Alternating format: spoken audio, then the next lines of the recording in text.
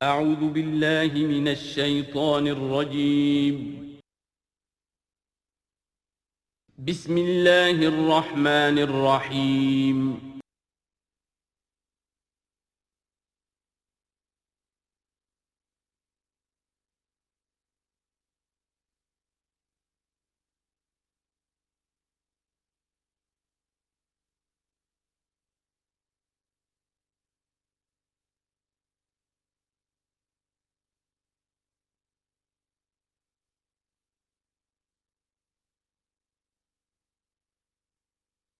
اعوذ باللہ من الشیطان الرجیم بسم اللہ الرحمن الرحیم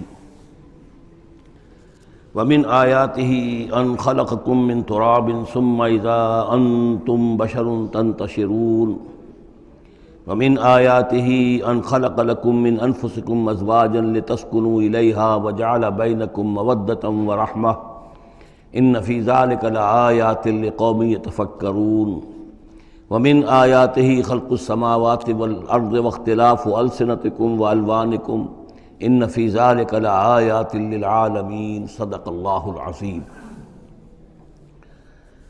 سورہ نحل میں ہم نے دیکھا تھا کہ پہلے اللہ تعالیٰ کی خاص خلاقی کی علامات، اس کے خاص جو بھی اس نے تخلیق فرمایا ہے مختلف اعتبارات سے ان کی نشانیوں کا تذکرہ کر کے ان فی ذلک لآیہ، یہ ہم نے سورہ شعراء میں بھی دیکھا، لیکن وہ تاریخی اعتبار سے تھی نشانیاں، اور جو ہیں آفاقی انفسی آیات الہیہ ان کے حوالے سے سورۃ النحل میں یہاں مضمون وہی ہے، لیکن شروع میں کیا جا رہا ان من آیات ہی، بعد میں تذکرہ ہو رہا ہے اللہ تعالیٰ کی اس خلاقی یا خاص اس کی جو بھی رحمت کے مظاہر ہیں ان کا، اور اس کی آیات میں سے ہے کہ اس نے تمہیں پیدا کیا مٹی سے اور پھر تم انسان بن گئے ہو کہ جو زمین میں پھیلے ہوئے ہو۔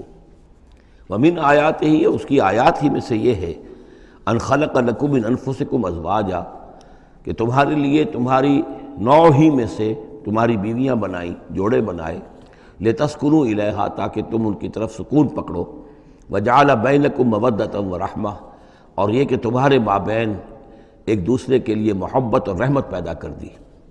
ان فی ذلک لآیات لقوم یتفکرون، یقیناً اس میں آیات ہیں ان لوگوں کے لیے جو غور و فکر کریں۔ ومن آیاتہ خلق السماوات والارض، اور اس کی آیات میں سے ہے آسمان اور زمین کی تخلیق، واختلاف السنتکم والوانکم، اور تمہاری زبانوں اور تمہاری رنگوں کا فرق، کتنی بولیاں ہیں، کتنی زبانیں دنیا میں ہیں جو لوگ بولتے ہیں، کتنے مختلف رنگ ہیں لوگوں کے، بہت سے زرد روح ہیں، کوئی سرخ روح ہیں، کوئی سیاہ فام ہیں، مختلف لوگوں کو اللہ نے پیدا کیا ہے۔ تو یہ جو تخلیق میں تنوع ہے یہ بھی اللہ تعالیٰ کی خلاقی کی ایک بڑی علامت ہے۔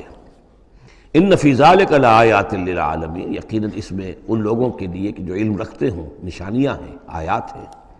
ومن آیاتہ منامکم باللیل والنہار، اور یہ بھی اس کی نشانیوں میں سے ہے، اس کی حکمت اور اس کے علم کی نشانیوں میں سے ہے تمہارا سونا، رات کے وقت بھی اور دن میں بھی، دن میں بھی قیلولہ انسان کرتا ہے اور رات کے وقت سونا ہے۔ وابتغاؤکم من فضلہ، اور یہ کہ پھر بقیہ اوقات میں جو تم اس کا فضل تلاش کرتے ہو، اس کے لیے بھاگ دوڑ کرتے ہو، محنت کرتے ہو، پھر تمہاری معاشی جد و جہد ہے۔ ان فی ذلک لآیات لقوم یسمعون، یقیناً اس میں نشانیاں ہیں ان لوگوں کے لیے جو سنتے ہیں، یعنی جو دل سے کے کانوں سے سنتے ہیں۔ ایک ہے حیوانوں کی طرح کا سننا، ایک ہے انسانوں کی طرح کا سننا، دل سے سننا۔ ومن آیاتہ یریکم البرق خوفا وطمعا، اور یہ بھی اس کی نشانیوں میں سے ہے کہ وہ تمہیں دکھاتا ہے بجلی، جب بجلی کونتی ہے تو خوف کے ساتھ بھی اور لالچ کے ساتھ بھی۔ خوف بھی ہوتا ہے کوئی طوفان نہ ہو کہ جس سے کوئی تباہی آ جائے، لیکن لالچ بھی ہوتا ہے کہ بارش آئے، باران رحمت آ جائے، تو خوف و طمعا۔ وینزل من السماء ماء، اور پھر برساتا ہے وہ آسمان سے پانی، فیحیی بہ الارض بعد موتہا، پھر زندہ کرتا ہے اس کے ذریعے سے، پانی کے ذریعے سے زمین کو اس کے مردہ ہو جانے کے بعد۔ ان فی ذلک لآیات لقوم یعقلون، یقیناً اس میں نشانیاں ہیں ان لوگوں کے لیے جو عقل سے کام لیں۔ ومن آیاتہ ان تقوم السماء والارض بامرہ، یہ بھی اس کی نشانیوں میں سے ہے، اس کی قدرت ہے کہ آسمان اور زمین اس کے حکم سے قائم ہیں۔ یعنی یہ سارا جو اجرام سماویہ ہیں، یہ بڑے بڑے کرے ہیں، بڑے بڑے، آج جو ہمیں بتایا جاتا ہے کہ کتنے بڑے سائز کے، ہمارا سورج بیچارہ ان کے سامنے بہت ہی معمولی سی شے ہے، اتنے بڑے بڑے ستارے موجود ہیں، سٹارز موجود ہیں، ان سب کو اپنی اپنی جگہ پر اپنے اپنے مدار میں کس نے تھاما ہوا ہے؟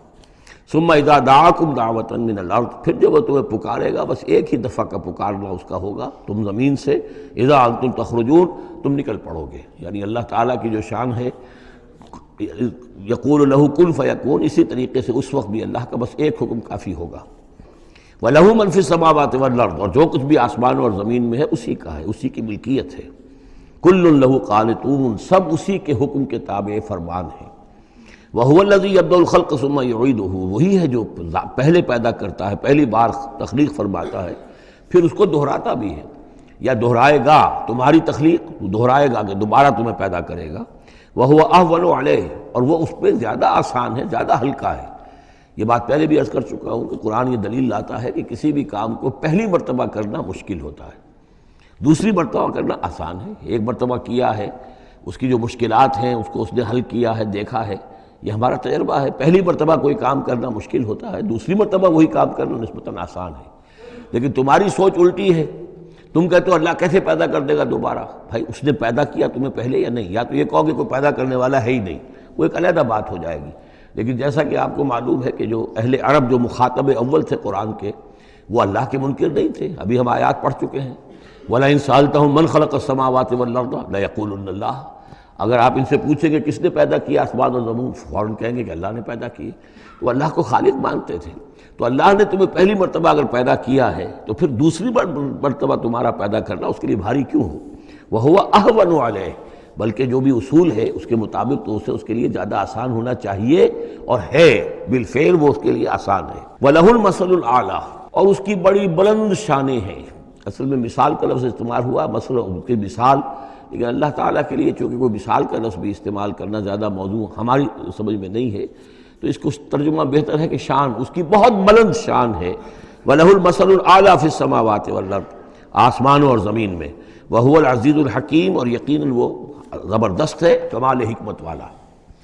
ضرب لکم مثلا من انفسکم، وہ تمہارے لیے تمہارے ہی جیوں میں سے، تمہاری اپنی سوچ جو ہے اس کے حوالے سے ایک مثال بیان کرتا ہے۔ هل لکم مما ملکت ایمانکم من شرکاء فیما رزقناکم فانتم فیہ سواء، کیا تمہارے لیے جو تمہارے ملک یمین ہیں، غلام ہیں، لونیاں ہیں، کیا وہ شریک بھی بن جاتے ہیں تمہارے اس چیز میں کہ جو ہم نے تمہیں رزق دیا ہے؟ ظاہر بات ہے کہ غلام تو غلام رہے گا، وہ شریک تو نہیں ہوگا، وہ برابر کا حقدار اور اختیار تو نہیں رکھے گا۔ اس جو بھی آقا کا مال ہے اور ملکیت ہے اس میں اصل اختیار اور تصرف جو ہے آقا کا ہے۔ غلام تو جو بھی اس کو حکم دیا جاتا ہے وہ بجا لاتا ہے۔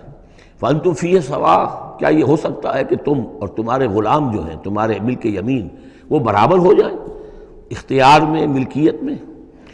تخافون کخیفتکم، کیا تم ان کے بارے میں بھی اسی طریقے کی سوچ رکھتے ہو جیسے کہ اپنے بارے میں اندیشے ہوتے ہیں، ایسا نہ ہو جائے، ایسا نہ ہو جائے، اس کا بھی اہتمام کر لیا جائے، اس اندیشے کا بھی سدباب کر لیا جائے؟ کیا جتنی فکر تم اپنے بارے میں کرتے ہو، کیا اتنی ہی فکر اپنے غلاموں کے بارے میں بھی کرتے ہو؟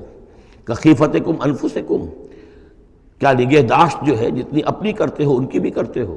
کذالک نفصل الآیات لقوم یعقلون، اسی طرح ہم اپنی آیات کو واضح کر رہے ہیں، تفصیل بیان کر رہے ہیں ان لوگوں کے لیے جو عقل سے کام لیں۔ یعنی یہ کہ باقی جتنے بھی ہیں جن کو تم نے چھوٹے معبود مانا ہے، تم خود مانتے ہو چھوٹے معبود ہیں، اللہ بڑا معبود ہے، خالق حقیقی صرف وہ ہے، تو یہ کیسے برابر ہو جائیں گے؟ اور کیسے تم نے یہ سمجھ لیا ہے کہ ان کی سفارش جو ہے وہ بائنڈنگ ہو جائے گی اللہ پر، اور یہ تمہیں اللہ کی پکڑ سے بچا لیں گے؟ یہ تم نے جو تصور کیا ہے خود اپنے اوپر قیاس کرو، تو کیا تمہارے غلام جو ہے وہ تمہارے برابر ہو جاتے ہیں؟ تو جو کہ یہ جتنی بھی تم نے گھڑ لی ہیں معبود اپنے، یہ بھی سب مخلوق ہیں، چاہے وہ من گھڑت ہیں تمہارے جن کی کوئی حقیقت ہے ہی نہیں، اور چاہے یہ کہ وہ ملائکہ ہوں یا انبیاء ہوں یا اولیاء اللہ، وہ سب مخلوق ہیں۔ تو اللہ کے لیے تو سب غلام ہیں، تو اللہ کے برابر کیسے ہو جائیں گے؟ بل اتبع الذین ظلموا اہواءہم، حقیقت یہ ہے کہ ان ظالموں نے اپنی خواہشات کی پیروی کی ہے، بغیر علم، بغیر کسی علم کے، بغیر کسی سند کے۔ فمن یہدی من اضل اللہ، تو کون ہے جو ہدایت دے گا اس کو کہ جس کو اللہ نے بھٹکا دیا؟ یعنی اللہ تعالیٰ ان کے ضلالت کا فیصلہ کر چکا ہے کہ ان کی مہر تصدیق اللہ کی طرف سے ثبت ہو چکی ہے۔ وما لہم من ناصرین، اور اب ان کے لیے کوئی مددگار نہیں ہے۔ فاقم وجہک للدین حنیفا، یہ آیات بہت اہم ہیں جو آ رہی ہیں آگے، اور دین کا جو اصل روح ہے اور اس کی یعنی جو جڑ اور بنیاد ہے، فَأَقِمْ وَجْهَكَ لِلدِّينِ حَنِيفًا، تو قائم رکھو، سیدھا رکھو اپنے چہرے کو اللہ کے دین کی طرف، حنیفہ، یکسو ہو کر۔ یہ توحیدی شان ہو کہ میری اطاعت، ان صلاتی و نسکی و محیای و مماتی للہ رب العالمین، جیسے حضرت ابراہیم نے فرمایا تھا انی وجہت وجہی للذی فطر السماوات والارض حنیفا وما انا من المشرکین۔ اب ہر چہار طرف سے اپنی توجہات کو کاٹ کر ذات باری تعالیٰ پر مرکوز کرو۔ فَأَقِمْ وَجْهَكَ لِلدِّينِ حَنِيفًا فِطْرَةَ اللَّهِ الَّتِي فَطَرَ النَّاسَ عَلَيْهَا، یہی وہ فطرت اللہ ہے جس پر کہ اللہ نے انسانوں کو پیدا کیا ہے۔ انسانوں کی تخلیق اسی پر ہوئی ہے۔ ہر بچہ جو ہے نسل انسانی کا وہ فطرت سلیمہ لے کر آتا ہے، بعد میں اس میں جو گڑبڑ ہوتی ہے اس کے ماحول کی وجہ سے، اس کے والدین جو بھی اس کو سکھا پڑھا دیتے ہیں، جیسا کہ حدیث ہے کل مولود یولد علی الفطرہ، ہر بچہ جو پیدا ہوتا ہے وہ فطرت پر پیدا ہوتا ہے، وہ فطرت اسلام ہے، وہ فطرت اللہ کے دین کی ہے، وہ فطرت اللہ ہے۔ فَأَبَوَاهُ يُهَوِّدَانِهِ أَوْ يُمَجِّسَانِهِ أَوْ يُنَصِّرَانِهِ، یہ تو پھر اس کے ماں باپ ہیں جو اسے یہودی یا نصرانی یا مجوسی بنا دیتے ہیں۔ تو یہاں فرمایا فطرت اللہ التي فطر الناس علیہا، لا تبدیل لخلق اللہ، اللہ کی خلق میں، اللہ کی تخلیق میں کوئی تبدیلی نہیں ہو سکتی۔ ذالک الدین القیم، بس یہی دین ہے قائم رہنے والا سیدھا دین۔ ولکن اکثر الناس لا یعلمون، لیکن اکثر لوگ علم نہیں رکھتے۔ منیبین الیہ، تو فاقم وجہک للدین حنیفا، اسی کے ساتھ کنٹینویشن سمجھیے، منیبین الیہ، اور چونکہ پہلے واحد کے صیغے میں تھا تو حضور سے خطاب تھا، لیکن جیسا کہ میں نے آپ کو بتایا ہے کہ حضور سے خطاب بھی ہوتا ہے ان مکی صورتوں میں، تو گویا کہ امت سے ہو رہا ہے، تو یہاں وہ جمع کا صیغہ ہو گیا کہ اپنے چہرے اللہ کے دین کی طرف یکسو ہو کر سیدھے کر لو، منیبین الیہ، اسی کی طرف رجوع کرتے ہوئے، واتقوہ، اور اس سے ڈرو، وَأَقِیمُوا الصَّلَاةَ وَلَا تَکُونُوا مِنَ الْمُشْرِکِینَ، اور نماز قائم کرو، اور دیکھو مشرکین میں سے نہ ہونا، مِنَ الَّذِینَ فَرَّقُوا دِینَہُم، جنہوں نے اپنے دین کو پھاڑ ڈالا۔ فرق جو ہے کاٹ دینا، توڑ دینا، کل فرق کالطود العظیم فرقنا بکم البحر، یاد کرو جب کہ ہم نے تمہارے ساتھ سمندر کو پھاڑ دیا تھا، وَإِذْ فَرَقْنَا بِكُمُ الْبَحْرَ فَأَنْجَيْنَاكُمْ وَأَغْرَقْنَا آلَ فِرْعَوْنَ وَأَنْتُمْ تَنظُرُونَ۔ فرق کیا ہے؟ پھاڑ دینا۔ دین کو پھاڑ دینا، توڑ دینے کے معنی کیا ہیں؟ اطاعت ایک حصے میں اللہ کی، ایک حصے میں کسی اور کی، وہ زندگی پھٹ گئی، اب یہ زندگی منتشر ہو گئی، اطاعت آپ کی منتشر ہو گئی۔ اطاعت صرف اللہ کی ہو، فَدْعُوهُ مُخْلِصِينَ لَهُ الدِّينَ، پکارو اس کو لیکن اسی کے لیے اپنے دین کو خالص کرتے ہوئے، ساری اطاعت اسی کی، یا اس کی اطاعت کے تابع کسی کی اطاعت ہو سکتی ہے، مثلا والد کی اطاعت ہے، والدین کی اطاعت ہے، اساتذہ کی اطاعت ہے، حکمرانوں کی اطاعت ہے، اگر وہ اللہ کی اطاعت کے خلاف نہ ہو، اللہ کی اطاعت کے اندر اندر ہے کوئی حرج نہیں، جس کی چاہو بات مانو، والدین کی مانو، اساتذہ کی مانو، اپنے پیروں کی مانو، جس کی چاہو مانو، حکام کی مانو، بشرطے کہ اس سے اللہ تعالیٰ کا کوئی حکم نہ ٹوٹتا ہو۔ لا طاعۃ لمخلوق فی معصیۃ الخالق، مخلوق میں سے کسی کی اطاعت نہیں کی جائے گی جس سے خالق کی نافرمانی لازم آتی ہو، بس یہ قانون ہے۔ تو من الذین فرقوا دینہم، کہ جنہوں نے اپنے دین کے ٹکڑے ٹکڑے کر دیے، وکانوا شیعا، اور وہ خود ان کو ایک ایک ٹکڑا لے کر علیحدہ ہو گئے، کل حزب بما لدیہم فرحون، اور ان میں سے ہر جماعت جو ہے جو کچھ ان کے پاس ہے اسی پر وہ اترا رہی ہے، اسی کے اوپر مگن ہے، کسی نے کچھ لے لیا ہے دین کا حصہ، کسی نے کوئی دین کا حصہ لے لیا ہے۔ وَإِذَا مَسَّ النَّاسَ ضُرٌّ دَعَوْا رَبَّهُمْ مُنِيبِينَ إِلَيْهِ، اور جب انسانوں کو کوئی تکلیف پہنچتی ہے، سختی پہنچتی ہے، تو وہ پکارتے ہیں اللہ کو، اپنے رب کو، اسی کی جانب رجوع کرتے ہوئے۔ ثم اذا اذاقهم منه رحمۃ، پھر جب اللہ تعالیٰ انہیں اپنی رحمت کا مزہ چکھاتا ہے، اذا فریق منهم بربهم یشرکون، تو ان کی ایک جماعت اور ان کا ایک گروہ جو ہے اپنے رب کے ساتھ شرک کرنے لگتا ہے۔ لیکفروا بما آتیناکم، تاکہ کفر کریں ان چیزوں کے ساتھ جو ہم نے انہیں دی ہیں، یعنی ہماری دی ہوئی شے ہے، رزق ہماری ہے، لیکن اس کو وہ کفر کے لیے استعمال کر رہے ہیں۔ فتمتعوا، اچھا ٹھیک ہے، جو بھی تمہیں فائدہ اٹھانا اٹھا لو، چند دن کی زندگی ہے، بالآخر تو تمہیں ہمارے پاس آنا ہے، یہ تمہارا طرز عمل جو ہے وہ اسی مہلت کے اندر اندر جو تم چاہو کرو، فسوف تعلمون، پھر یہ کہ عنقریب تمہیں معلوم ہو جائے گا کہ اصل حقیقت کیا ہے۔ کلا سوف تعلمون ثم کلا سوف تعلمون، ایک وقت آئے گا جب کہ اصل حقائق جو ہیں وہ منکشف ہو جائیں گے۔ ام انزلنا علیہم سلطانا فہو یتکلم بما کانوا بہ یشرکون، کیا ہم نے ان کے اوپر کوئی ایسی سند اتاری ہے جو ان سے جو ان سے یہ کہہ رہی ہو اور ان چیزوں کی تصدیق کر رہی ہو کہ جن کے یہ شرک کر جس کو شریک کر رہے ہیں، یعنی کوئی آسمانی کتاب آئی ہو جس نے انہیں یہ بتایا ہو۔ اب یہاں دیکھیں لفظ یتکلم آیا، جو بات کرتی ہو ان سے، یہی لفظ ہے جو کہ علامہ اقبال نے قرآن کے لیے استعمال کیا ہے، مثل حق پنہا و ہم پیداستو زندہ و پائندہ و گویاستو۔ یہ قرآن جو ہے خود کلام کرتا ہے، آپ اس سے گفتگو تو کیجئے، یہ آپ سے کلام کرے گا، آپ سے بات کرے گا۔ تو پوچھا گیا یہ کہ ام انزلنا علیہم سلطان فہو یتکلم بما کانوا بہ یشرکون، تو کیا ہم نے ان کے اوپر کچھ سند اتاری ہے جو ان سے گفتگو کرتی ہو، جس نے انہیں یہ بتایا ہو کہ یہ شرک کرو، یہ بھی اللہ کے ساتھ شریک ہے اور یہ بھی اللہ کے ساتھ شریک ہے اور یہ بھی اللہ کے ساتھ شریک ہے۔ وَإِذَا أَذَقْنَا النَّاسَ رَحْمَةً فَرِحُوا بِهَا، اور جب ہم لوگوں کو اپنی رحمت کا مزہ چکھاتے ہیں تو پھر وہ بڑے اتراتے ہیں، فخر کرتے ہیں، پھولے نہیں سماتے۔ وَإِن تُصِبْهُمْ سَيِّئَةٌ، اور اگر کہیں کوئی تکلیف آ جاتی ہے، مصیبت آ جاتی ہے، بما قدمت ایدیہم، اور وہ آتی بھی ہے ان کے اپنے ہاتھوں کے کرتوتوں کے باعث، جو ان کے ہاتھوں نے آگے بھیجا ہوتا ہے، اذا ہم یقنطون، تو وہ بالکل مایوس ہو جاتے ہیں، ان کی اور آس توڑ کر بیٹھ جاتے ہیں، ان کی کمر ٹوٹ جاتی ہے۔ اولم یروا ان اللہ یبسط الرزق لمن یشاء ویقدر، کیا وہ دیکھتے نہیں ہیں کہ اللہ تعالیٰ ہی ہے کہ جو رزق کو کھول دیتا ہے، پھیلا دیتا ہے، کشادہ کر دیتا ہے جس کے لیے چاہتا ہے، ویقدر، اور ماپ تول کر دینے لگتا ہے، راشننگ کر دیتا ہے، یعنی تھوڑا تھوڑا دیتا ہے جس کو چاہتا ہے۔ ان فی ذلک لآیات لقوم یؤمنون، یقیناً اس میں نشانیاں ہیں ان لوگوں کے لیے جو مانتے ہیں، جو ماننے والے ہیں، جو یقین کرنا چاہیں۔ فآت ذی القربى حقہ، تو اپنے قرابت دار کو اس کا حق ادا کرو، والمسکین، اور مسکین کو بھی، وابن السبیل، اور مسافر کو بھی۔ ذالک خیر للذین یریدون وجہ اللہ، یہی بہتر روش ہے ان لوگوں کے حق میں جو اللہ کی رضا چاہتے ہیں، اللہ کا چہرے کے طالب ہیں۔ وَأُولَٰئِكَ هُمُ الْمُفْلِحُونَ، اور یقین یہی لوگ ہیں کہ جو فلاح پانے والے ہیں۔ وَمَا آتَيْتُم مِّن رِّبًا لِيَرْبُوَ فِي أَمْوَالِ النَّاسِ، یہ آیت میں نے کوٹ کی تھی جب ہم سورہ بقرہ کی آیات پڑھ رہے تھے۔ اور جو کچھ تم دیتے ہو سود پر، یعنی یہ کہ ایک شخص ہے، اس کے پاس جو کچھ بچ گیا ہے، بچت ہے اس کی، اب اس کی دو شکلیں ہیں، یا تو اس بچت کو وہ اللہ نے جن لوگوں کو کم دیا ہے، جو محتاج ہیں، ان کو دے دے، اللہ کے ہاں اجر و ثواب لے لے، اللہ کے دین کے لیے لگا دے، اس کا بھی اجر و ثواب اللہ دے گا، یا بس آخری درجے میں یہ ہے کہ کسی کو قرض حسنہ دے دے تاکہ وہ اپنی ضرورت پوری کر لے اور پھر وہ رقم تمہیں واپس کر دے۔ اس سے آگے تم یہ چاہو کہ میں یہ اپنا مال جو ہے کہیں اور انویسٹ کروں، کوئی اور آدمی محنت کرے، اس کی محنت سے جو اس کی محنت سے بڑھوتری ہوگی تو آپ کو بھی اس میں سے حصہ مل جائے۔ اور اس کی بدترین شکل جو ہے پھر یہ ہے کہ سود کے اوپر رقم دی، اور وہ یہ ہے کہ آپ اس میں سے بغیر اس کے کہ آپ کوئی محنت کر رہے ہوں یا کوئی مشقت کر رہے ہوں، اس کی جو ہے آپ کو، جس کو نفع کہہ رہے ہیں آج کل، وہ سود آپ کو ملتا چلا جائے۔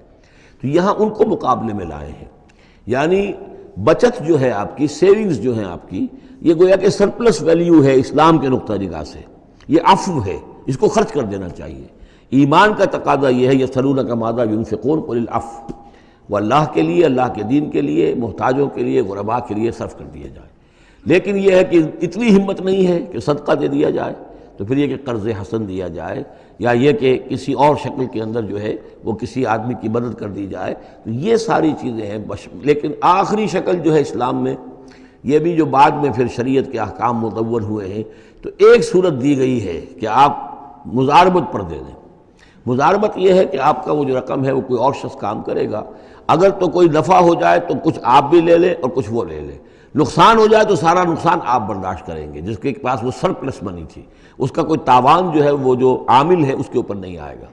یہ تو تفاصیل بات کی ہیں، لیکن اصل میں جو قرآن مجید سامنے لاتا ہے وہ ہے صدقات اور انفاق فی سبیل اللہ ورسس سود، ربا، کہ کوئی شخص اپنی بچت کا مصرف کیا بناتا ہے، وہ بچت دیتا ہے اللہ کی رضا حاصل کرنے کے لیے، آخرت کا اجر و ثواب حاصل کرنے کے لیے، یا بچت کو انویسٹ کر کے اور دنیا ہی میں کمانا چاہتا ہے۔ یہ دو ذہنیتیں ہیں جو ایک دوسرے سے بالکل مختلف ہیں اور متضاد ہیں۔ فما آتیتم من ربا، تو جو کچھ تم دیتے ہو سود پر تاکہ وہ بڑھے، لیربو فی اموال الناس، تاکہ وہ بڑھے لوگوں کے مال میں، فلا یربو عند اللہ، اللہ کے ہاں اس میں کوئی بڑھوتری نہیں ہوتی۔ وما آتیتم من زکوٰۃ، اور جو تم زکوٰۃ دیتے ہو، یعنی اس طریقے سے صدقہ ہے، خیرات ہے، تریدون وجہ اللہ ہے، اور اس سے تم چاہتے ہو اللہ کی رضا، اللہ کا چہرہ، مراد وہی اللہ کی رضا، فاولئک ھم المضعفون، یہ لوگ ہیں جو اپنی جو بچت ہے اس کو دگنا کر رہے ہیں، یعنی یہاں اللہ کے لیے دیا ہے تو وہاں 10 گنا ملے، 700 گنا ملے، اس سے بھی زیادہ ملے، لیکن یہ ہیں لوگ کہ جو در حقیقت اللہ تعالیٰ کی رضا بھی انہیں حاصل ہوگی۔ اللہ الذی خلقکم ثم رزقکم ثم یمیتکم ثم یحییکم، اللہ ہی ہے جس نے تمہیں پیدا کیا، پھر تمہیں رزق دیا، پھر وہ تمہیں مارے گا، پھر وہ تمہیں زندہ کرے گا۔ هل من شرکائکم من یفعل من ذلکم من شیء، کیا تمہارے شریکوں میں سے بھی کوئی ہے جس کے بارے میں تمہارا گمان تک ہو کہ وہ یہ کام کرتے ہیں؟ کیا لات عزیٰ منات یہ کرتے ہیں یہ کام؟ کوئی بھی ان کے عقیدے میں ایسی بات موجود نہیں تھی۔ وہ تو ہؤلاء شفعاؤنا عند اللہ کہتے تھے کہ ہمارے شفیع ہیں، بس ہمارے سفارشی ہیں۔ سبحانہ، اللہ پاک ہے، وتعالی، اور بہت بلند و بالا ہے، عما یشرکون، اس شرک سے جو یہ کر رہے ہیں۔ ظہر الفساد فی البر والبحر بما کسبت ایدی الناس، بحر و بر میں فساد رونما ہو چکا ہے بسبب اس کمائی کے کہ جو لوگوں کے ہاتھوں نے کی ہے۔ یہ آیت جتنی آج روشن ہو کر پورے دنیا کے افق کے اوپر جو ہے یوں سمجھیے کہ نمایاں ہو رہی ہے، شاید جس وقت نازل ہوئی تھی اتنی نمایاں اس وقت بھی نہ ہو، اس لیے کہ اس وقت پوری دنیا کا کیا اندازہ تھا، لوگوں کو بہت کم اندازہ تھا، پوری دنیا کی وسعت کا اندازہ بھی نہیں تھا۔ آج جس طریقے سے فساد رونما ہو چکا ہے پوری زمین میں، اور جس طرح کے تصادم ہیں، جس طرح کے مقابلے ہو رہے ہیں، جس طرح کی بد امنیاں ہیں، جس طرح کے فسادات ہیں، تو ظاہر الفساد فی البر والبحر، بر و بحر میں فساد رونما ہو چکا ہے بما کسبت ایدی الناس، لوگوں کی اپنے ہاتھوں کی کمائیوں کے باعث، لیذیقہم بعض الذی عملوا، اور یہ اس لیے ہے کہ اللہ تعالیٰ انہیں ان کے بعض اعمال کا مزہ چکھائے، یعنی بعض الذی عملوا، اگر تو سارے اعمال کا اللہ تعالیٰ یہیں پر اگر سزا دینی شروع کر دے تو کوئی آدمی بچے ہی نہ، ما بقا علی ظہرہ دابہ، تو کوئی بھی ایک بھی انسان نہ رہے زمین کے اوپر، لیکن کچھ اللہ تعالیٰ جو ہے وہ عذاب دیتا ہے، لعلہم یرجعون، تاکہ یہ لوٹیں پھریں، سوچیں، غور کریں، توبہ کریں، رجوع کریں۔ یہ جو کچھ ہو رہا ہے اس وقت وہ اس لیے ہے کہ انسان ہوش میں آئے، یہ آج ہمارے ساتھ کیوں ہو رہا ہے، کس وجہ سے ہو رہا ہے، خاص طور پہ مسلمان سوچیں کیوں ہم ذلیل و خوار ہیں آج، کیوں ذلیل کہ کل تک نہ تھی پسند گستاخی فرشتہ ہماری جناب میں، کیا وجہ ہے؟ اے اللہ، ہم سے تو وعدہ تیرا تھا، انتم الاعلون ان کنتم صادقین، ان کنتم مؤمنین، تم ہی بلند سر بلند ہوگے اگر تم مومن ہوئے، ہمارا یہ حال کیوں ہے؟ اگر ہم یہ سوچیں گے تو نتیجے پر پہنچیں گے کہ اس لیے کہ ایمان نہیں ہے ہمارے پاس، یا دوسرا وجہ یہ ہے کہ ہم نے دین کے حصے بکھرے کر دیے ہیں۔ افتؤمنون ببعض الکتاب وتکفرون ببعض فما جزاء من يفعل ذلك منكم الا خزي في الحیاة الدنیا ویوم القیامة یردون الى اشد العذاب۔ تو جب آپ سوال کریں گے قرآن سے تو قرآن آپ کو جواب دے گا، لیکن ان چیزوں پر بھی اگر غور کریں، سوچیں، تو جب تک اللہ تعالیٰ کی طرف سے کوئی مہلت ملی ہوئی ہے، کوئی بڑا عذاب آنے سے پہلے، یہ آیت نوٹ کر لیجیے، 41 نمبر آیت ہے، اس لیے کہ 60 آیتیں ہیں سورہ روم کی۔ اس سورہ مبارکہ کی مناسبت مضامین کے اعتبار سے ہے، اس کے بعد سورہ لقمان ہے، پھر سورہ سجدہ ہے۔ سورہ سجدہ کی جو آیتیں ہیں وہ 30 ہیں، اور 21ویں آیت اس کی جو ہے اس کے لگ بھگ ہے، جب ہم پڑھیں گے تو ان کے اندر مناسبت محسوس ہوگی۔ ان 4 صورتوں میں ایک عجیب بات ہے کہ یہ پہلی صورت سورہ عنکبوت، اس کے مضامین کی مناسبت جوڑا اس کا جو وہ تیسری صورت ہے سورہ لقمان، اور دوسری صورت یہ سورہ روم، اس کا جوڑا جو ہے وہ سورہ سجدہ ہے۔ ان کے مضامین کی مناسبت اس اعتبار سے، اور چاروں نے مل کر ایک سب گروپ کی شکل اختیار کی ہے، جیسے وہ 4 تھیں جو اس سے پہلے ہم پڑھ چکے ہیں۔ ظہر الفساد فی البر والبحر بما کسبت ایدی الناس لیذیقہم بعض الذی عملوا لعلہم یرجعون قل سیروا فی الارض فانظروا کیف کان عاقبۃ الذین من قبل، کہیے ان سے زمین میں گھومو پھرو اور دیکھو کیسا انجام ہوا ان کا جو تم سے پہلے تھے۔ کان اکثرہم مشرکین، ان کی اکثریت مشرکوں پر مشتمل تھی۔ فاقم وجہک للدین القیم، دوبارہ اپنے چہرے کو سیدھا رکھو دین قیم کی طرف، اللہ کے دین کی طرف، من قبل ان یاتی یوم لا مرد لہ من اللہ، اس سے پہلے کہ وہ دن آ جائے کہ جسے پھر اللہ کی طرف سے لوٹانے والا کوئی نہیں ہوگا، یعنی اس سے پہلے کہ وہ دن آ جائے اللہ کے حکم سے کہ جس کو لوٹانے والا کوئی نہیں ہوگا۔ یومئذ یصدعون، اس دن یہ تقسیم ہو جائیں گے، پھٹ جائیں گے، علیحدہ ہو جائیں گے۔ کس طرح ہو جائیں گے؟ کیا پولرائزیشن ہوگی؟ من کفر فعلیہ کفرہ، جس نے کفر کیا ہوگا اس کے کفر کا سارا وبال اسی پر آئے گا۔ ومن عمل صالحا فلانفسہم یمہدون، اور جو لوگ جنہوں نے عمل کام کیے تھے، اچھے عمل کیے تھے، تو ظاہر بات ہے کہ انہوں نے اپنے ہی لیے یہ بستر بچھایا تھا، جو اعمال انہوں نے کیے تھے، تو گویا کہ اس وقت علیحدہ ہو جائیں گے، دودھ کا دودھ پانی کا پانی۔ لیجزی الذین آمنوا وعملوا الصالحات من فضلہ، تاکہ اللہ تعالیٰ بدلہ دے اہل ایمان کو جنہوں نے نیک عمل کیے تھے اپنے فضل سے۔ انہ لا یحب الکافرین، یقیناً وہ کافروں کو پسند نہیں کرتا۔ ومن آیاتہ، اور اس کی نشانیوں میں سے یہ بھی ہے، ان یرسل الریاح مبشرات، کہ وہ بھیجتا ہے ہواؤں کو جو بشارت لے کر آتی ہیں، وَلِيُذِيقَكُم مِّن رَحْمَتِهِ، اور تاکہ پھر وہ اپنی رحمت سے تمہیں وہ حصہ دے، تمہیں مزہ چکھائے تو اپنی رحمت کا، یعنی باران رحمت کا۔ وَلِتَجْرِيَ الْفُلْكُ بِأَمْرِهِ، اور تاکہ سمندر کے اندر جو جہاز چلیں اور کشتیاں چلیں وہ بھی اس کے حکم سے۔ وَلِتَبْتَغُوا مِن فَضْلِهِ، اور تاکہ ان کشتیوں پر سفر کر کے تم اللہ کا فضل تلاش کرو۔ وَلَعَلَّكُمْ تَشْكُرُونَ، اور تاکہ تم شکر کرو۔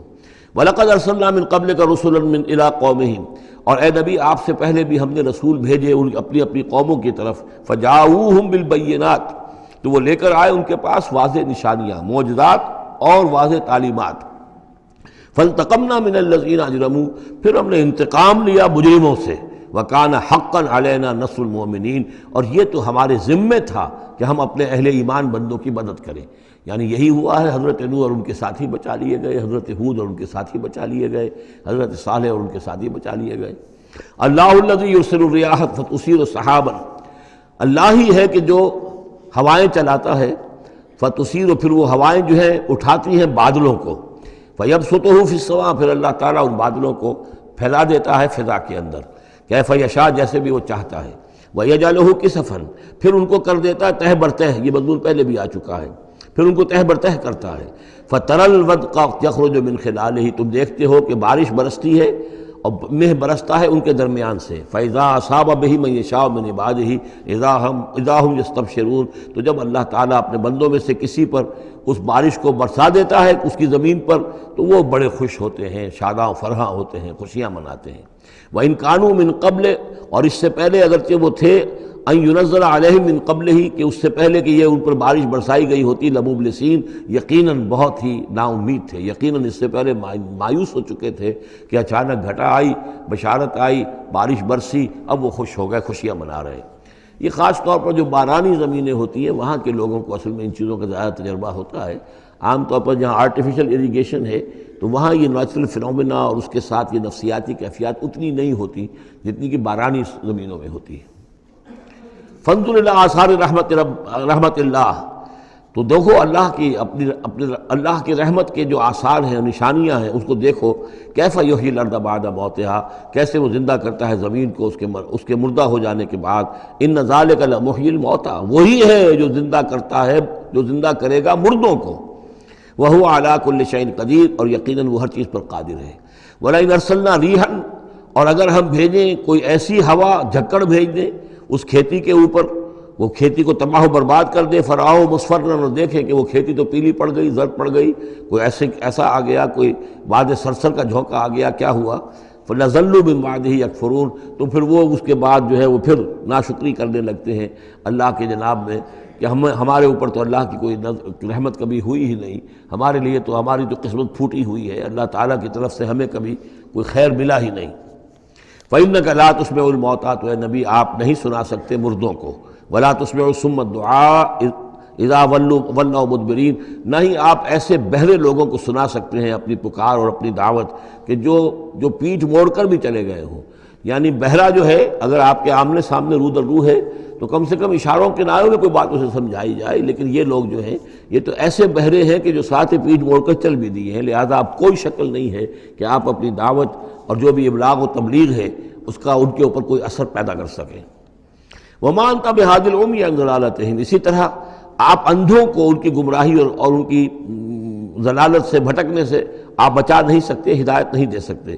ان تسمعوا الا من یؤمن، آپ نہیں سنا سکتے مگر انہی کو جو مانتے ہیں، بآیاتنا، ہماری آیات کو، فہم مسلمون، بس وہ ہماری فرما برداری اختیار کرتے ہیں۔ اللہ الذی خلقکم من ضعف، وہ اللہ ہی ہے جس نے تمہیں بنایا کمزوری سے، یعنی جب تم پیدا ہوتے ہو تو بہت کمزور ہوتے ہو، ثم جعل من بعد ضعف قوۃ، پھر تمہاری اس کمزوری کے بعد اللہ تعالیٰ تمہیں قوت عطا فرماتا ہے، جوانی آتی ہے، آدمی کڑیل جوان بنتا ہے، پھر اس کے ثم جعل من بعد قوت ضعفا، پھر قوت کے بعد پھر ضعف آ جاتا ہے، پھر یہ ادھیڑ عمر ہوئی اور قوا کے اندر جو ہے اضمحلال پیدا ہونا شروع ہوا، پھر بڑھاپا آ گیا، وشیبہ، اور پھر یہ کہ سفید بال ہو جاتے ہیں، یخلق ما یشاء، اللہ تعالیٰ پیدا کرتا ہے، تخلیق فرماتا ہے جو چاہتا ہے۔ وَهُوَ الْعَلِيمُ الْقَدِيرُ، اور یقیناً وہ سب کچھ جاننے والا اور ہر شے پر قدرت رکھنے والا ہے۔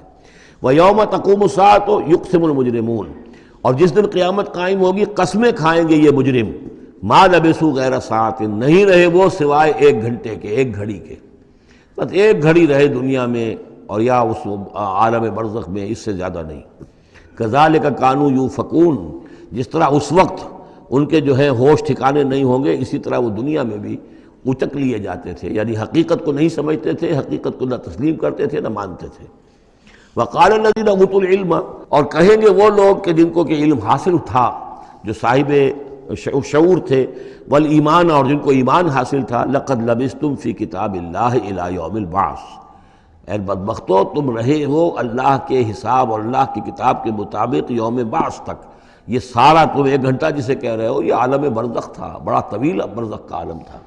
اب ظاہر بات ہے جو انسان آج سے 5000 پہلے مر چکا ہے، 5000 برس تو اس کے برزخ میں پہلے ہی گزر چکے ہیں، ابھی یہ کہ اور کتنا وقت آنا ہے، تو وہ کہیں گے اہل ایمان یہ تو اصل میں عالم برزخ کا وقفہ تھا۔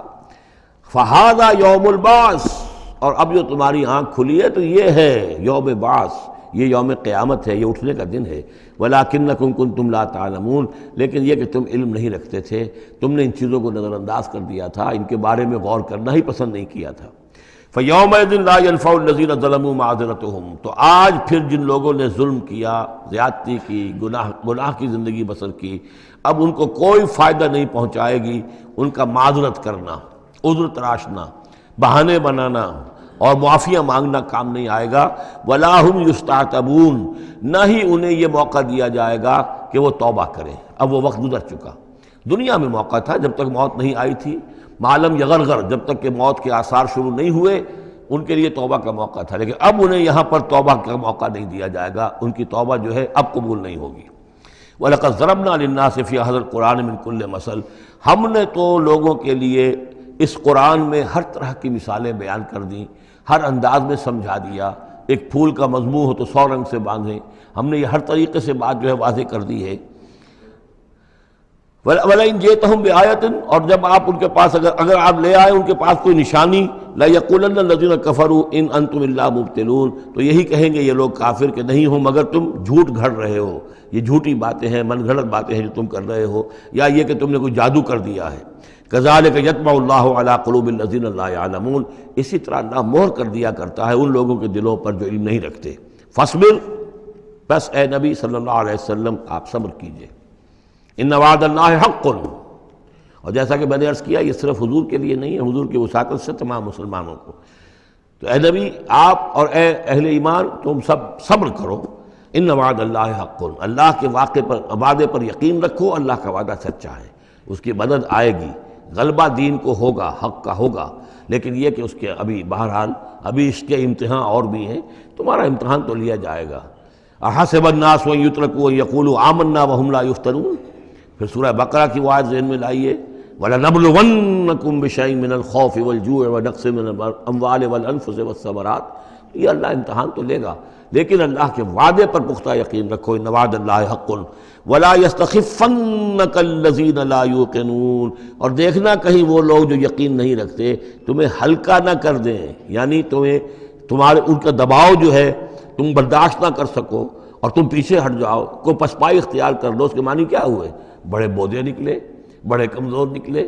دیکھنا کہیں ایسا نہ ہو کہ یہ تمہارے دشمن، یہ مشرک، یہ کافر جو دباؤ ڈال رہے ہیں، کہیں تمہارا بودا پن ظاہر ہو جائے اور وہ تمہیں ہلکا کر کے رکھ دیں۔ اس کی بجائے جمے رہو، ڈٹے رہو، کوئی ہمالیہ کی طرح کھڑے رہو، اور اللہ تعالیٰ کے دین کے لیے جو تن من دھن لگا رہے ہو اسی طریقے سے لگاتے رہو، بالآخر اللہ تعالیٰ تمہیں نجات دے گا، دنیا میں بھی آخرت میں بھی۔ سورۃ لقمان، بسم اللہ الرحمن الرحیم، الف لام میم، تلک آیات الکتاب الحکیم۔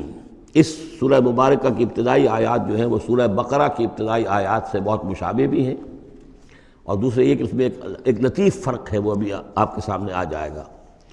تلک آیات الکتاب الحکیم ھدی ورحمۃ للمحسنین الذین یقیمون الصلاۃ ویؤتون الزکاۃ وہم بالآخرۃ ہم یوقنون اولئک علی ھدی من ربہم واولئک ھم المفلحون۔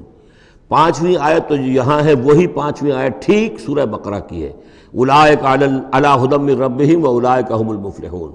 پہلی آیت الف لام میم یہاں ہے، پہلی آیت الف لام میم سورہ بقرہ کی بھی ہے۔ نوٹ کیجئے کہ وہاں آیا تھا ھدی للمتقین، یہ تقوی والوں کے لیے جن میں کوئی حق کی طلب ہے، جو چاہتے ہیں نیک راستے پر چلنا، جن میں طلب ہدایت ہے، ان کے لیے ہدایت ہے۔ یہاں ایک لفظ کا اضافہ کیا، اگلی منزل چونکہ بیان ہو رہی ہے، ھدی و رحمتاً للمحسنین، یہ جو بلند ترین منزل ہے، جو احسان کے مقام تک پہنچ جائیں، ان کے حق میں یہ صرف ہدایت ہے، ہدایت نہیں رحمت بھی ہے۔ تو یہاں تقابل اگر کریں گے، الف لام میم ذالک الکتاب لا ریب فیہ ھدی للمتقین، یہاں فرمایا تلک آیات الکتاب الحکیم، یہ ایک بڑی حکمت بڑی کتاب کی آیات ہیں، اور یہ ہدایت ہے اور رحمت ہے محسنین کے حق میں۔ اور یہ محسنین جو ہے قرآن کی اصطلاح کے طور پر، جیسا کہ میں بیان کر چکا ہوں سورہ مائدہ میں، کہ یہ پہلا درجہ ہے اسلام، اس سے اوپر ایمان، اس سے اوپر احسان۔ اذا اتقوا وآمنوا وعملوا الصالحات ثم اتقوا وآمنوا ثم اتقوا واحسنوا واللہ یحب المحسنین، ان کے حق میں یہ قرآن رحمت ہے۔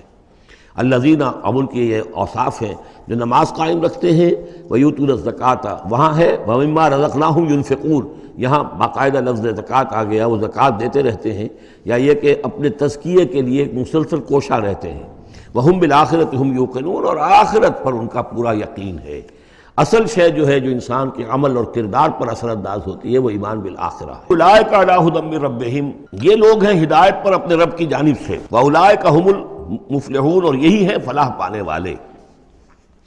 وَمِنَ النَّاسِ مَن يَشْتَرِي لَهْوَ الْحَدِيثِ لِيُضِلَّ عَن سَبِيلِ اللَّهِ بِغَيْرِ عِلْم، لوگوں میں سے کچھ ایسے بھی ہیں کہ جو کھیل کی باتیں خریدتے ہیں، کھیل کود، اور تاکہ لوگوں کی توجہ ادھر ہو جائے۔ اور یہ باقاعدہ کیا ہے نضر بن حارث جو رؤسائے قریش میں سے تھا، اور اس شخص کا معاملہ یہ تھا کہ یہ حضور کے شدید ترین مخالفین میں سے تھا۔ اس نے یہ کیا کہ یہ لوگ جو ہیں، چونکہ عربوں کے اندر ذوق تو تھا، ان کے ہاں اچھے شاعروں کی بڑی قدر تھی، خطبہ ادب جو ہے، فصاحت و بلاغت جو ہے اس سے ان کو دلچسپی تھی، قرآن مجید کی فصاحت اور بلاغت انہیں اپنی طرف کھینچتی تھی۔ وہ چاہتے تھے کہ یہ لوگ سنیں ہی نہ، تو وہ کہیں سے شام گیا اور وہاں سے کوئی گانا گانے والی ایک لونڈی لے آیا جو بہت اچھا گانا گاتی تھی، اور اس کی محفلیں اس نے منعقد کرانی شروع کر دی تاکہ لوگ آئیں یہاں پر اور یہ اس میں مگن رہیں، اور رات کا وقت وہاں لگائیں تو دن میں سوئیں۔ بہرحال کسی طریقے سے ان کی توجہات جو ہے اس کو محمد کی طرف سے ہٹا کر صلی اللہ علیہ وسلم تو ان چیزوں میں لگا دیا جائے۔ اور یہ اچھی طرح سمجھ لیجئے کہ اس وقت دنیا میں یہ کھیلوں کا معاملہ، سپورٹس کا، گیمز کا معاملہ، اور پورے ذرائع ابلاغ کے اوپر معلوم ہوتا ہے چھائی ہوئی شے یہ ہے۔ ٹی وی کے اوپر تو معلوم ہوتا ہے کہ دنیا کی اہم ترین شے جو ہے وہ یہ گیمز ہیں، ان کے ٹورنامنٹس ہیں، وہ وہاں ہو رہا ہے، یہاں ہو رہا ہے، وہاں ہو رہا ہے، یہاں ہو رہا ہے، یہ ٹینس کا ہے، یہ فلاں کا ہے، یہ تیراکی کا ہے، اور یہ گیم، اس لیے کہ اسی کو دیکھتے رہو۔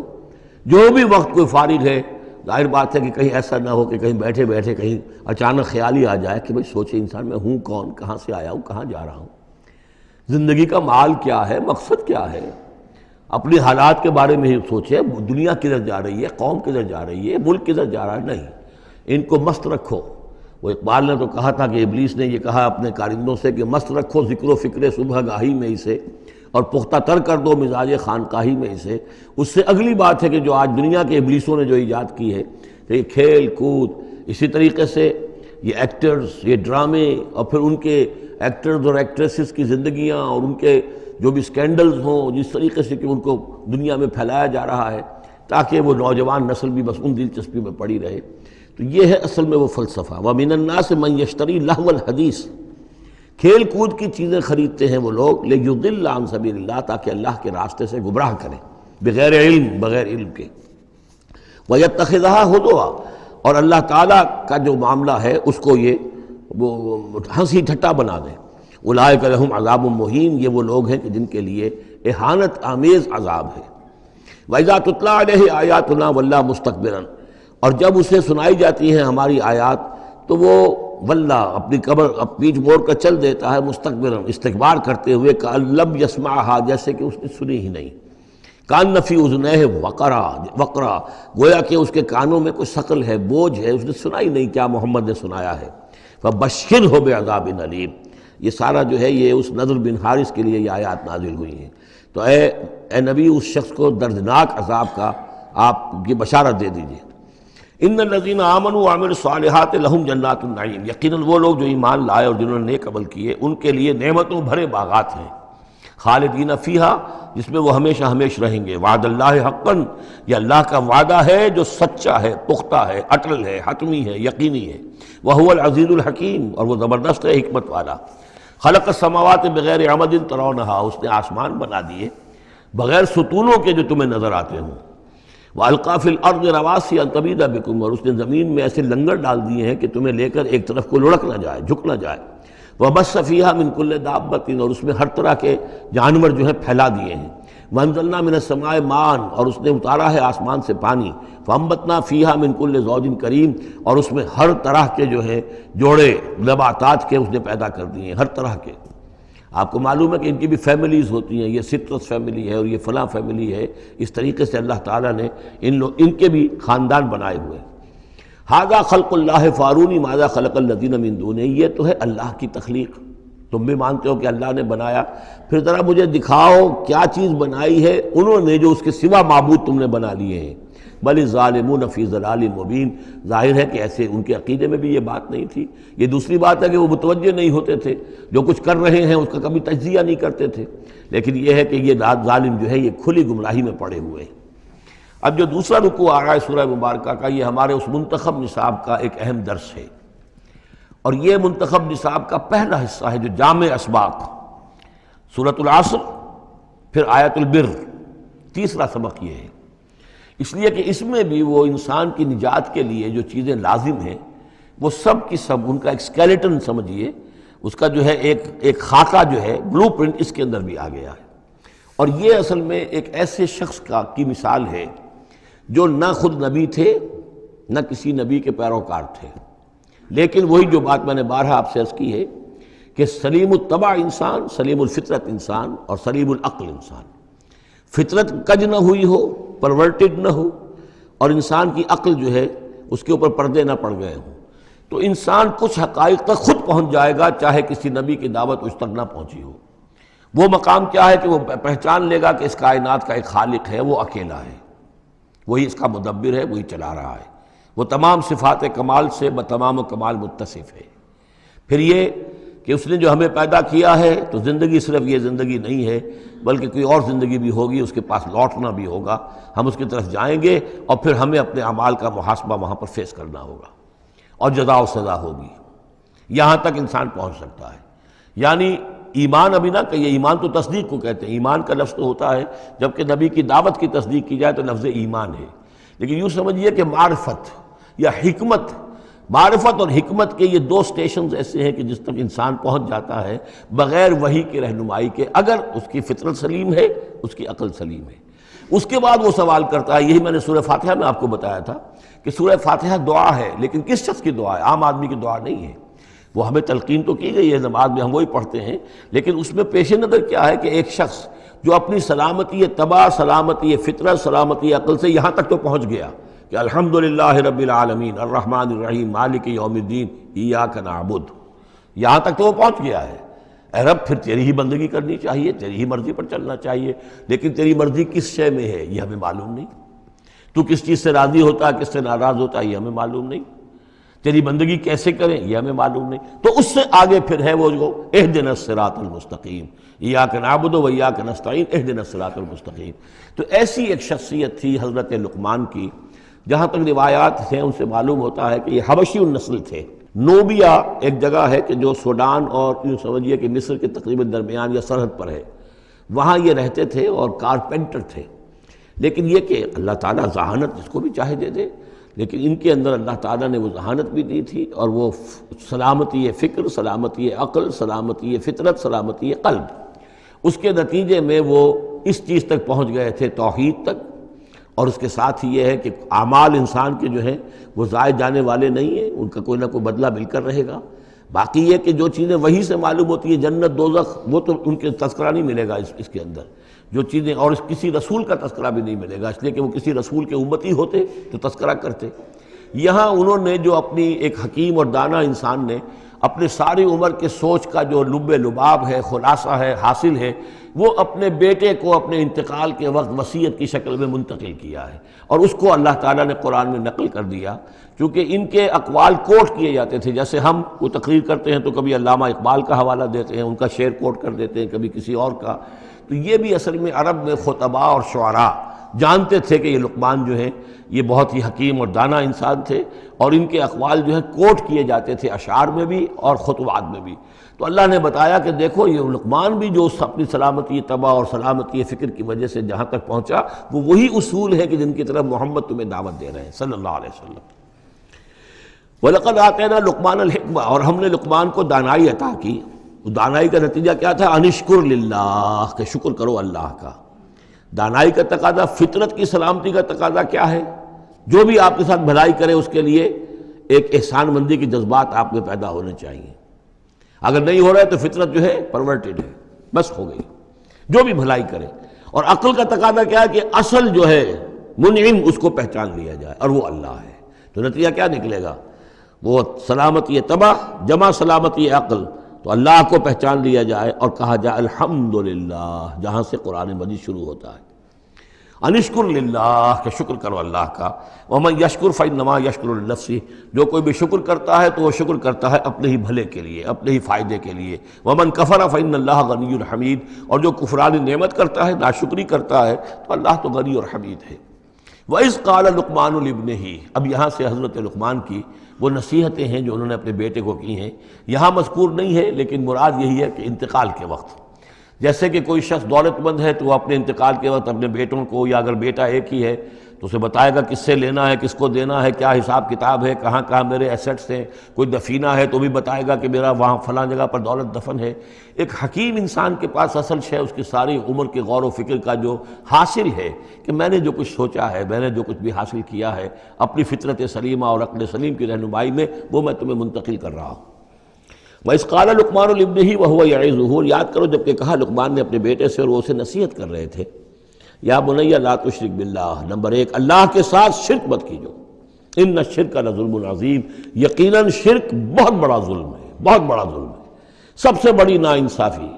عربی زبان میں ظلم کہتے ہیں وضع الشیء فی غیر محلہ، کسی شے کو ہٹا کر اس کی اصل مقام سے ہٹا کر کہیں اور رکھ دینا، یہ ظلم ہے۔ اللہ خالق ہے تنہا، باقی سب مخلوق ہیں، اب آپ نے مخلوق میں سے کسی کو اللہ کے برابر کر دیا، یا اللہ کو کسی اعتبار سے گرا کر مخلوق کی صف میں لا کے کھڑا کر دیا، تو اس سے بڑا شرک، اس سے بڑی ظلم، اس سے بڑی ناانصافی، اس سے بڑا ظلم کوئی نہیں۔ وَإِذْ قَالَ لُقْمَانُ لِابْنِهِ وَهُوَ يَعِظُهُ يَا بُنَيَّ لَا تُشْرِكْ بِاللَّهِ إِنَّ الشِّرْكَ لَظُلْمٌ عَظِيمٌ، اور اس کے بعد فوراً ہی اللہ تعالیٰ نے اپنی طرف سے ایک بات ایڈ کی ہے۔ یہ چوتھا مقام آ گیا ہے کہ جہاں اللہ کے حق کے فوراً بعد والدین کا حق۔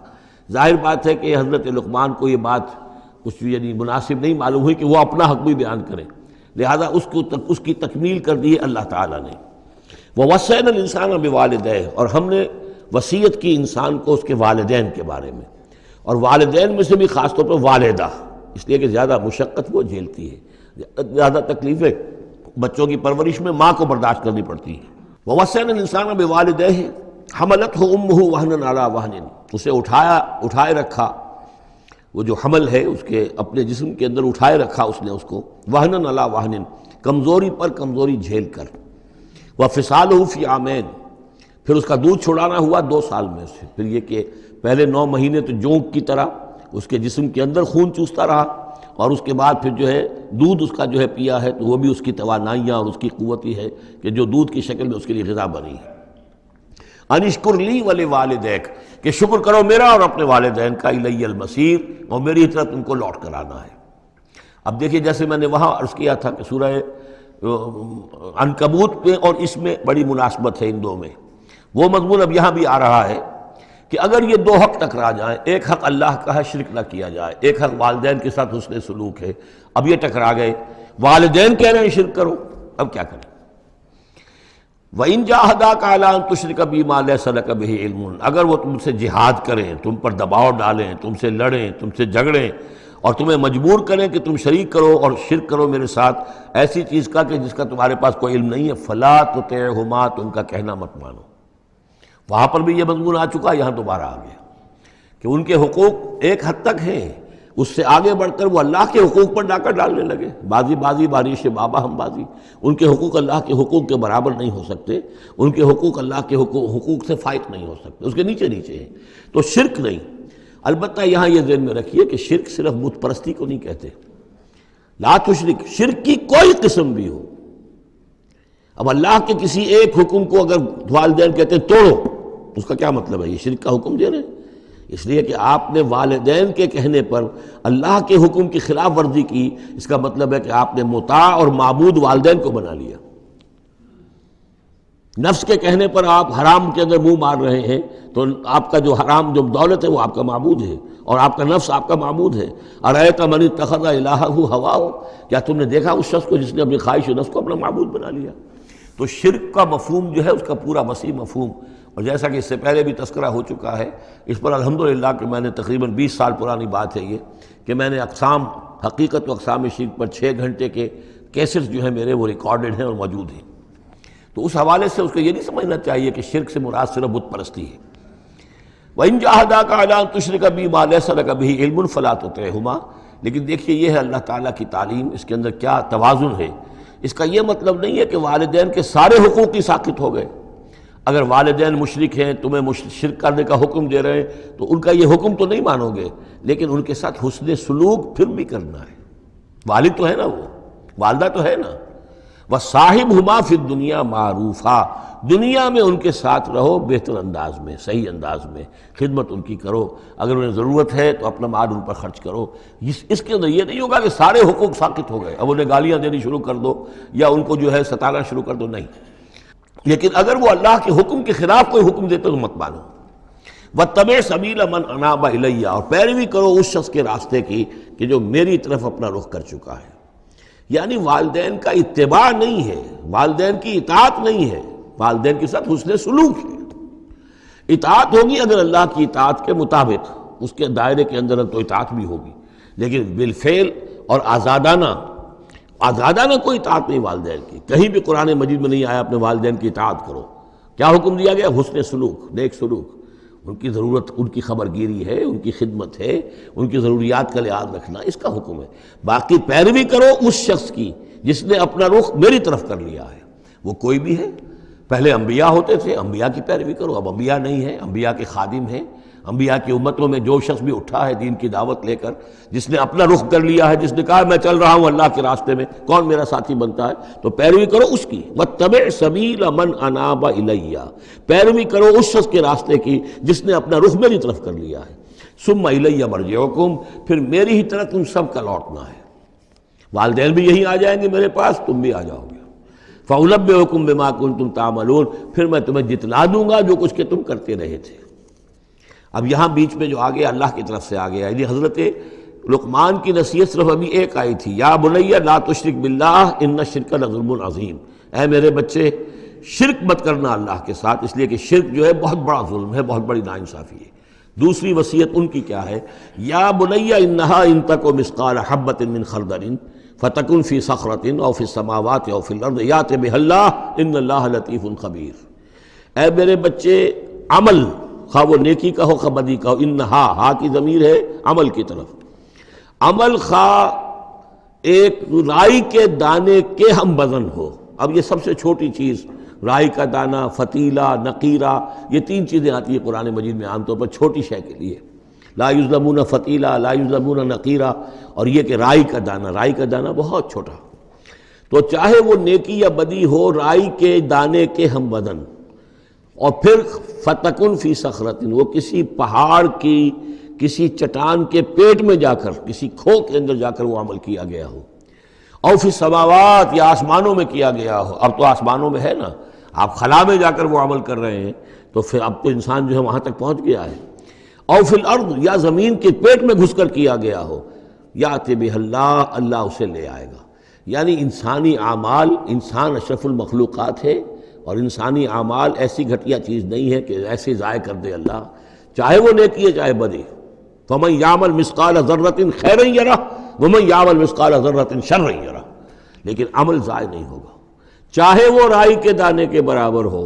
پھر چاہے وہ کسی چٹان میں گھس کر کیا گیا ہو، کسی پہاڑ کی کھو میں کیا گیا ہو، چاہے وہ خلا اور فضا کی پہنائیوں میں کیا گیا ہو، چاہے وہ زمین کے اندر سرنگ کھود کر کیا گیا ہو، یاد ہے اللہ ان اللہ لطیف الخبیر، یقیناً اللہ تعالیٰ باریک بین ہے، باخبر ہے۔ اب دو چیزیں آ گئیں، اللہ کے ساتھ شرک نہیں، اور اعمال کے بارے میں دیکھ لو نیکی اور بدی کے نتائج نکل کر رہیں گے۔ اس سے آگے بعث بعد الموت کا یہاں تذکرہ نہیں ہے، اس سے بعد جنت اور دوزخ کا، اس لیے کہ یہ چیزیں معلوم ہوتی ہیں پھر نبی کے بتانے سے۔ اصولی طور پر جو چیز حکمت سے انسان جہاں تک پہنچ سکتا ہے وہ دو ہے، ایک خالق اور اس کے ساتھ شرک نہ ہو، اور نمبر دو اس اعمال انسانی ان کا ضرور بدلہ ملے گا۔ اب اس کے بعد تیسری بات، یا بنی اقم الصلاۃ، نماز قائم رکھ، یعنی جس اللہ کو تم نے پہچان لیا ہے، اب محض ایک مرتبہ پہچان لینا کافی نہیں ہوگا، اسے یاد رکھنا ضروری ہے، ورنہ شیطان تمہیں ورغلائے گا، تمہیں ادھر ادھر سے جو ہے تمہارا نفس تمہیں غلط راستے پر ڈال دے گا، جب تک کہ یہ ایمان باللہ مستحضر نہ رہے ذہن کے اندر۔ اور ایمان باللہ کو مستحضر رکھنے کے لیے ذکر ہے جو ہم پڑھ چکے ہیں، اتل ما اوحی الیک من الکتاب واقم الصلاۃ ان الصلاۃ تنہی عن الفحشاء والمنکر۔ لہذا اب نماز کون سی تھی وہ ہم نہیں جانتے، لیکن کوئی ذریعہ ایسا ہونا چاہیے کہ تم اللہ کو یاد کیا کرو۔ یا بنی اقم الصلاۃ، اور نمبر 4 وامر بالمعروف وانہی عن المنکر، اور نیکی کا حکم دو اور بدی سے روکو۔ یہ بھی تمہاری ذمہ داریوں میں سے ہے، یہ بھی انسان کی، یوں سمجھیے کہ اس کی انسانیت، اس کی شرافت، اس کی مروت کا تقاضا ہے کہ وہ اپنے جو ابنائے نو ہیں، جو بھی انسان ہیں، ان کی بھلائی کے لیے کوشاں ہوں، اور سب سے بڑی بھلائی ان کی، اور سب سے بڑی خدمت یہی ہے کہ انہیں برائیوں سے روکا جائے اور بھلائیوں کی دعوت دی جائے۔ وَاصْبِرْ عَلَىٰ مَا أَصَابَكَ، اور یہ بھی جان لو کہ اگر یہ امر بالمعروف اور نہی عن المنکر کرو گے تو تکلیفیں آئیں گی، مصیبت آئیں گی۔ پسند تو کسی کو نہیں ہے کہ آپ اس پر تنقید کریں۔ اگر آپ کسی بچے کو بھی سڑک پر کھیل رہا ہو، گلی میں کھیل رہا ہو، اگر آپ اس سے کہہ دیں کہ بیٹے یہ کوئی کرکٹ کھیلنے کی جگہ نہیں ہے، کسی کی گاڑی کا شیشہ توڑو گے تم، تو آپ دیکھ لیجئے پھر کیا آپ کا وہ اس کو کیا جواب دے گا آپ کو۔ اسی لیے آپ بولتے ہی نہیں ہیں کہ اپنی عزت لے کر وہاں سے نکل جائیں۔ تو کسی کو بھی نصیحت پسند نہیں ہے، حق کڑوا ہے، لہذا آپ اگر حق کہنا ہے اور نصیحت کرنی ہے تو پھر تیار رہو کہ وہ ممکن ہے تمہیں پلٹ کر گالی دے دے، وہ کہے کہ تم پہلے ذرا اپنے دامن کو دیکھو تمہارے کتنے دھبے ہیں۔ اب جو بھی ہو برداشت کرو، اور اگر کوئی بڑی بات ہے، اگر فرعون کے سامنے جا کر حق کہو گے تو وہ تو کہے گا کہ میں تمہیں جیل میں ڈالوں گا۔ تو اس طریقے سے یہ وَاصْبِرْ عَلَىٰ مَا أَصَابَكَ، پھر جو شے بھی تم پر آئے اس پر صبر کرو، إِنَّ ذَلِكَ مِنْ عَزْمِ الْأُمُورِ، یقیناً یہ چیزیں ہیں جو بڑی ہمت کے کاموں میں سے۔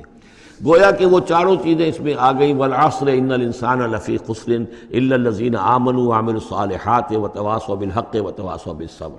یہاں اصطلاحات علیحدہ ہو گئی، تواصی کی بجائے امر بالمعروف نہی عن المنکر آ گیا، صبر جو کا تو ہے، باقی ایمان اور وہ تمام چیزیں، اعمال صالحہ میں سے نماز آ گئی، والدین کے ساتھ حسن سلوک آ گیا۔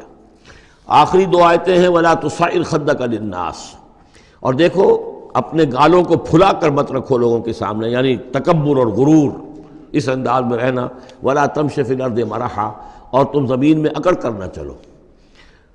ان اللہ لا يحب كل مختال فخور، یقیناً اللہ تعالیٰ کو جو اکڑنے والے ہیں، اور یہ مختال بنا خیل سے، خیل کہتے ہیں گھوڑے کو، گھوڑے کی چال میں ایک تمکنت ہوتی ہے، تو جب انسان بھی بڑی تمکنت کے ساتھ چلتا ہے تو وہ گویا کہ اختیال بن گیا۔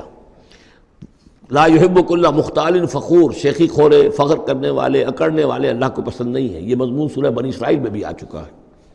وَلَا تَمْشِ فِي الْأَرْضِ مَرَحًا إِنَّكَ لَن تَخْرِقَ الْأَرْضَ وَلَن تَبْلُغَ الْجِبَالَ طُولًا، تم کتنا ہی پاؤں مار کر چلو ہماری زمین کو پھاڑ نہیں سکتے، اور کتنی گردن اکڑا لو، اونچے ہو جاؤ، سینہ تان لو، اور اوپر ترا بھی چڑھا لو، لیکن یہ کہ تم پہاڑوں کی اونچائی تک نہیں پہنچ سکتے۔